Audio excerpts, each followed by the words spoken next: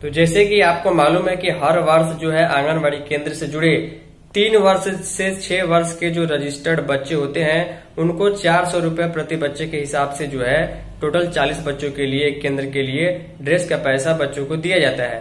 लेकिन पिछले 1-2 वर्षों से कई जगहों पर पैसा नहीं आया हुआ है। इसकी खबर मैंने हाल में एक पेपर में आई हुई तो मैंने आपको जानकारी दी थी। लेकिन आईसीडीएस की ओर से हाल में एक लेटर आ चुका है जिसके मुताबिक जो है अब हर एक परियोजना के सेक्टर के एलएस को जो है वो लिस्ट को वेरीफाई करना होगा कि किस सेंटर पर कितने बच्चे 3 से 6 वर्ष के रजिस्टर्ड है, ताकि उनके अभिभावकों को ड्रेस का पैसा भेजा जा सके।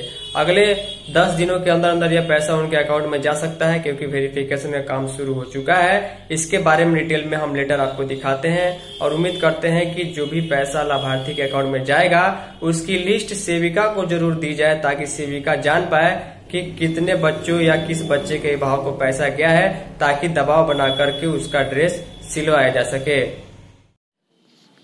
तो ध्यान दीजिएगा, कई बार आप लोगों का कमेंट रहता है और पिछले दिनों मैंने वीडियो में जानकारी भी दी थी कि इस बार जो है कई जगहों पर ड्रेस का पैसा नहीं आया है या फिर पैसा आया है तो किनको आया है और किनको नहीं आया है, इस बात की जानकारी सेविका को नहीं मिल पाती है।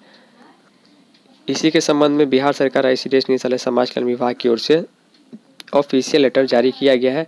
इसकी संचिका संख्या 4/862 है। लेटर जो है वो 21 अगस्त को ही जारी किया गया है। जारी करने वाले हैं आईसीडीएस के डायरेक्टर और इस लेटर को पूरे बिहार के सीडीपीओ और पूरे बिहार के सिर्फ और सिर्फ डीपीओ को जारी किया गया है, यानी कि जिला स्तर पर इस लेटर को पटना से जारी किया गया है। नीचे आते हैं, यहाँ पर पत्र का विषय आप देख लीजिए। लिखा गया है कि पोशाक यानी ड्रेस योजना अंतर्गत जो 3 से 6 वर्ष के आंगनबाड़ी केंद्र पर जो पंजीकृत बच्चे होते हैं, रजिस्टर्ड बच्चे होते हैं, उनकी जो सूचनाएं हैं, जो मिनिमम इन्फॉर्मेशंस है, उनका वेरिफिकेशन करने के संबंध में जो है लेटर जारी किया गया है।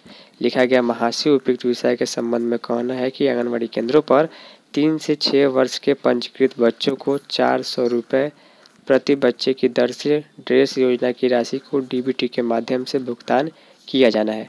उक्त के आलोक में पोषण ट्रैकर में प्रविष्ट किए गए 3 से 6 वर्ष के बच्चों की विवरणी की सूची एक्सेल शीट में संलग्न कर भेजी जा रही है।